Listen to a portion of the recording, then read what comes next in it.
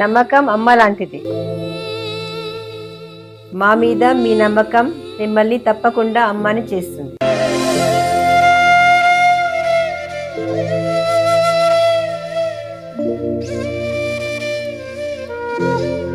నేడు ఎంతో మంది మా మీద నమ్మకంతో అమ్మాయారు. తులవారికి కనుక చూసుకున్నట్లయితే మీకు బ్యాలెన్సింగ్ చేసే లక్షణాలు అద్భుతంగా ఉంటాయి. అయితే మరి మీకు ధనం సంపాదించలేకపోతున్నాము, ధనం సరిగ్గా రావట్లేదు, ఏం చేయాలో అర్థం కావట్లేదు అనుకునేటువంటి వారికి మీరు ఈ రెమెడీ కనుక చేసుకుంటే ఖచ్చితంగా మీకు ఫైనాన్షియల్ గ్రోత్ ఉంటుంది. అయితే మీకు ధనాన్ని ఇచ్చే కారకుడు ఎవరు అసలు? ఫస్ట్ ఆఫ్ ఆల్ చూసుకుంటే కుజగ్రహం ధనాధిపతి. మరి ఏ గ్రహాల దగ్గర దీపారాధన, ఏ దేవతారాధన, ఏ మంత్రం చేసుకుంటే మీకు ఫైనాన్షియల్గా గ్రోత్ ఉంటుంది అనేటువంటి విషయాలు చెప్తుంది నేనైనప్పటికీ చెప్పిస్తుంది సాక్షాత్ లలిత అమ్మవారిగా భావిస్తూ, ప్రధానంగా మీకేంటంటే ఎప్పుడైతే ఈ కుజుడు ధనాధిపతి సప్తమాధిపతి అయ్యాడో లైఫ్ పార్ట్నర్ ఎంటర్ అయినప్పటి నుంచి లేదా పార్ట్నర్షిప్స్ వల్ల కూడా మీకు కలిసి వస్తుంది ఫైనాన్స్. కాకపోతే ఏంటంటే ఈ కారకుడు ఎలా ఉన్నాడో చూసుకోవాలి. కుజుడు స్ట్రెంత్ కనుక బాగుంది అంటే ఖచ్చితంగా పార్ట్నర్స్ మూలంగా మంచి ధనయోగం ఏర్పడుతుంది, గుర్తుపెట్టుకోండి. మరి ఏ గ్రహాల దగ్గర చేస్తే యాక్టివ్ అవుతుంది? ఇక్కడ ఏంటంటే యాక్టివ్ చేసుకోవాలండి. మన బాడీని యాక్టివ్ చేసుకుంటాము, యోగాలను కూడా యాక్టివ్ చేసుకుంటాము. మీరు ప్రధానంగా ఏంటంటే చంద్రగ్రహం, చంద్రుడు వృత్తికారకుడు, దశమాధిపతి. సో చంద్రుడు మరియు పూర్వజన్మ కర్మకారకుడు వీళ్ళిద్దరు యాక్టివ్ అవ్వాలి. అంటే గురువు, చంద్ర గురు కుజ ఈ 3 గ్రహాల దగ్గర నేతితో, ఆవు నెయ్యి అయినా పర్లేదు, ఏ నెయ్యి అయినా పర్లేదు, నేతితోని దీపారాధన చేసి ఏ రోజుల్లో చేయాలి అంటే సోమవారము, గురువారము, మంగళవారము మరియు శుక్రవారం కూడా చేయండి. లగ్నాధిపతి రోజు కూడా చేయండి. తులవారం చేస్తే ఇంకొంచెం ఎక్కువ యాక్టివ్ అవ్వడానికి ఛాన్స్. ఎన్నిసార్లు చేయాలి, ఎప్పుడు చేయాలి అంటే పొద్దున్నే చేయండి. మీరు ఎన్నిసార్లు చేస్తే, ఎన్ని రోజులు చేస్తూ ఉంటే అంత ఫైనాన్షియల్గా గ్రోత్ పెరుగుతూ ఉంటుంది. దీంతోపాటు మీ ధనస్థానంలో అంటే మీకు తులాలగ్నం కాబట్టి 2వ స్థానం వృచ్చికం అవుతుంది కాబట్టి అక్కడ మీకు కనుక ఏదైనా పాపగ్రహం కనుక ఉన్నట్లయితే మీరు ఉదాహరణకి ఆ గ్రహానికి సంబంధించిన దానం కనుక ఇస్తున్నట్లయితే ఖచ్చితంగా ఫినాన్షియల్గా మంచి గ్రోత్ అయితే ఉండి తీరుతుంది. అయితే ఇక్కడ ధనయోగం లేనటువంటి జాతకం ఉండదండి, ఎప్పుడైనా గుర్తుపెట్టుకోండి.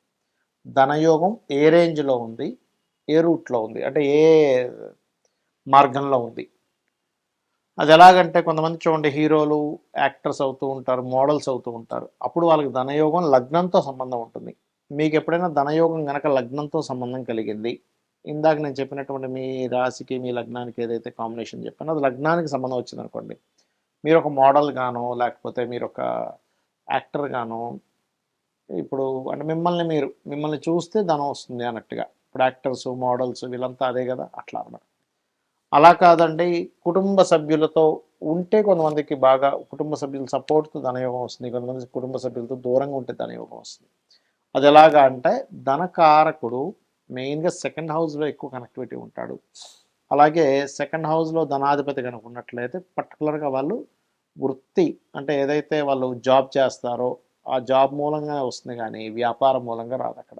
ఇది ప్రధానంగా గుర్తుపెట్టుకోవాలి. అంటే మీ యొక్క జన్మజాతకంలో వ్యాపార మూలం కూడా వస్తుంది, రాదని చెప్పట్లేదు. కాబట్టి బుధుడు స్ట్రాంగ్గా ఉండాలి. మెర్కురీ స్ట్రాంగ్గా ఉంటేనేమో వ్యాపారంలోకి వెళ్ళాలి. ఓకే, మెర్కురీ స్ట్రాంగ్గా లేకపోతే ఒకవేళ వ్యాపారంలోకి వెళ్ళినా సర్వీస్ ఓరియంటెడ్ రిలేటెడ్ సంబంధించిన వ్యాపారాలు చేస్తే మంచిది, గుర్తుపెట్టుకోండి. బట్ 2nd లార్డ్ 2nd హౌస్లో ఉంటే కనుక వ్యాపార యోగాలు కూడా ఇస్తాడు, కానీ బుధుడిని చూసుకోవాలని చెప్తున్నాను నేను మీకు. ఇక అదే మీడియేటింగ్ ద్వారా డబ్బులు వస్తాయి చూడండి. కొంతమందికి రియల్ ఎస్టేట్లో ఎవరిదో ప్లాట్ ఉంటుంది, ఇంకొరెవరో కొనుక్కుంటుంటారు. మీడియేటింగ్గా మీరు వాళ్ళిద్దరికీ ఒక సర్వీస్ ఇస్తారు. అలా మీకు రావాలన్నా లేకపోతే ఏదైనా ఒక ప్రోడక్ట్, ఇప్పుడు చూడండి మనకి జొమాటో లేకపోతే ఇట్లాంటివన్నీ ఉన్నాయి కొన్ని. అవి ప్రోడక్ట్ వాళ్ళది కాదు, ప్రోడక్ట్ ఒకరు అమ్ముతారు, ఇంకొకరికి అవసరం ఉంటుంది, వీళ్ళ మధ్యలో ఉండి వాళ్ళు ఒక యాప్ క్రియేట్ చేసి చేస్తుంటారు. అలాంటప్పుడు ఏంటంటే 3rd లార్డ్ ఇస్తున్నాడని అర్థం చేసుకోవాలంటే 3rd హౌస్ కనుక మీకు ధనయోగంలో కనెక్ట్ అయితే అప్పుడు మీరు ఓకే నేను ఆన్లైన్లో మీడియేటింగ్గా ఏదైనా చేయాలి. అంతేగాని అలా ఆన్లైన్ అన్నాను కదా అని వెళ్ళిపోయి మీరు ఆన్లైన్లో ఈ పేకాటలు ఇవి ఆడడం కాదు. మరి కొంతమందికి భూమి మూలంగా ధనయోగం ఉంటుంది, లేదా ప్రాపర్టీస్ మూలంగా ధనయోగం ఉంటుంది. అంటే కొంతమంది ఏం చేస్తారంటే ప్రాపర్టీస్ మీద కనుక ధనయోగం ఉంటే మీరు ప్రాపర్టీస్ మీదే మీరు ఇన్వెస్ట్మెంట్ చేయాలి. అయితే అది ఎలాగా, గృహం మీద చేస్తారా స్థలం మీద చేస్తారా అని చూసుకోండి. గృహం మీద అయితేనేమో శుక్రుడు బాగుండాలి, స్థలం మీద అయితే కుజుడు బాగుండాలి, గుర్తుపెట్టుకోండి. అంటే ఇక్కడ మనం అర్థం చేసుకోవాల్సింది ప్రతి ఒక్కరికి ధనయోగం ఉంటుంది, బట్ అది ఏ రూపంలో ఉందో తెలుసుకోగలగాలి. అది తెలుసుకోకుండా టైము అంతా వేస్ట్ అయిపోయి కొన్ని సంవత్సరాల తర్వాత అప్పుడు తెలిసి అప్పుడు సక్సెస్లోకి వస్తుంటారు.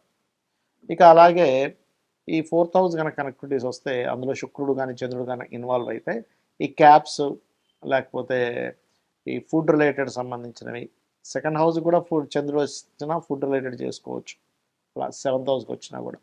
ఇక 5th హౌస్కి ధనయోగం కనెక్ట్ అయింది అనుకోండి, ఉదాహరణకి క్రియేటివిటీ, సినిమా ఫీల్డ్లో వాళ్ళు, ఫ్యాషన్ డిజైనింగ్స్, ఇవాళ ఏదైతే క్రియేటివ్తో సంబంధం ఉంటుందో, అందంతో సంబంధం ఉంటుందో, మగ్గం వర్క్ కూడా తీసుకోవచ్చు అక్కడ.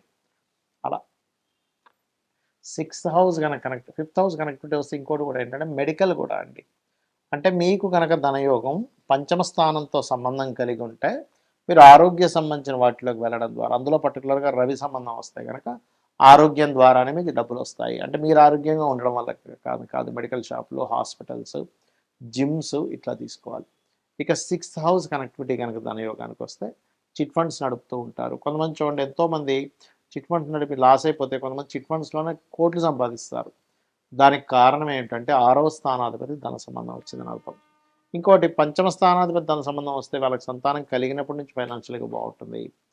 6వ స్థానాధిపతి ధన సంబంధం వస్తేనేమో వాళ్ళు అప్పు తీసుకొని కోటీశ్వర్లే, మళ్ళీ అప్పులు కూడా తీర్చేయగలుగుతారు. అదే అప్పు స్థానం కారకుడు పాడైతే కనుక అప్పులు పాలవుతారు ఎక్కువగా, అది గుర్తుపెట్టుకోండి.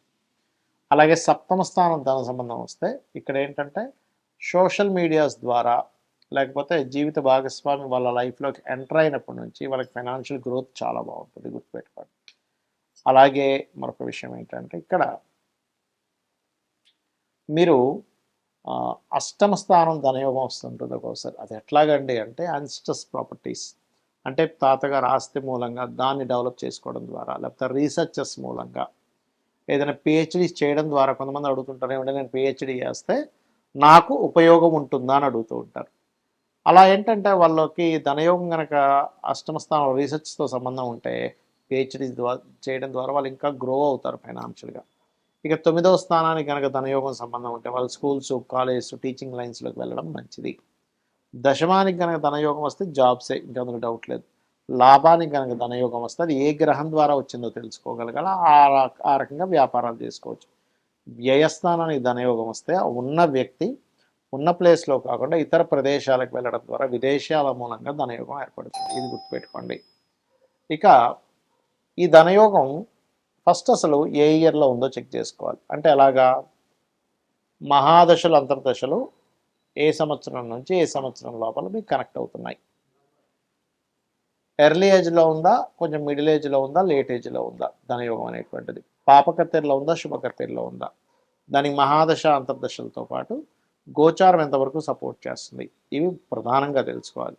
ఇవి తెలుసుకోకుండా అయ్యో నాకు రావట్లేదని, లేదా అతనికి అసలు ఏ వ్యాపారం ఏ రూట్లో ఉందో తెలియక ఇబ్బంది పడుతుంటారు. కాబట్టి ఇది పాపకత్తెరలో ఉంటే పాపగ్రహాలకు దానం ఇస్తూ ఉండాలి. ఓం సంపత్కరీ సమారూఢ సింధుర వ్రజ సేవితాయ నమః, ఓం ధర్మాధ్యక్ష ధనాధ్యక్ష ధనధాన్య వివర్ధనీయ నమః చేసుకుంటే అన్ని విధాలా బాగుంటుంది.